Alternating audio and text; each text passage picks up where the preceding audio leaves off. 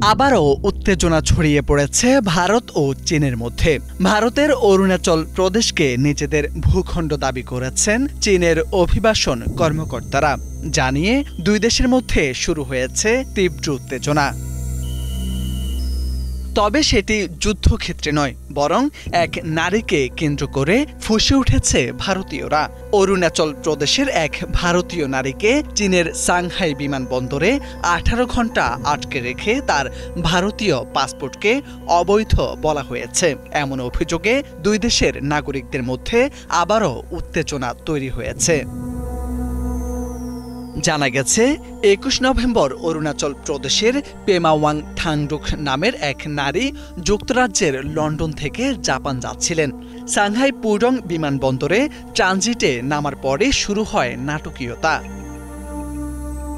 চীনের অভিবাসন কর্মকর্তারা তার পাসপোর্টে জন্মস্থান অরুণাচল প্রদেশ দেখে সরাসরি জানান এটি ভারতের অংশ নয়, বরং চীনের ভূখণ্ড। সেই দাবিতে তাকে আটক, হয়রানি এবং উপহাস করা হয় বলে 23 নভেম্বর সামাজিক যোগাযোগ মাধ্যমে একটি পোস্ট করেন থাংডোক।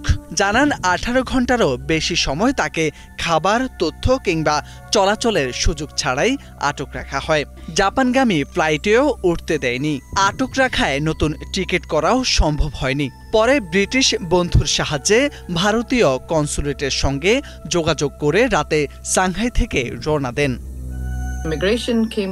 থাংডোক ঘটনাটিকে বলছেন ভারতের সার্বভৌমত্বের প্রতি সরাসরি অপমান। প্রধানমন্ত্রী নরেন্দ্র মোদী ও ভারতীয় কর্তৃপক্ষের কাছেও দাবি জানিয়েছেন ঘটনার তদন্ত করার জন্য।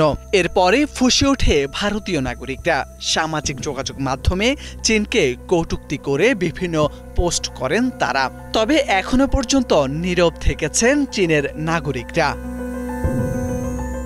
এই ঘটনার পর চীন ভারতের দীর্ঘদিনের সীমান্ত সমস্যা আবারও উত্তেজিত হয়ে উঠেছে। বেজিং বরাবরই অরুণাচলকে নিজেদের ভূখণ্ড বলে দাবি করে আসছে। সেই ভূ রাজনৈতিক চাপ এবার পৌঁছে গেছে আন্তর্জাতিক বিমানবন্দরের অভিবাসন ডেস্ক পর্যন্ত।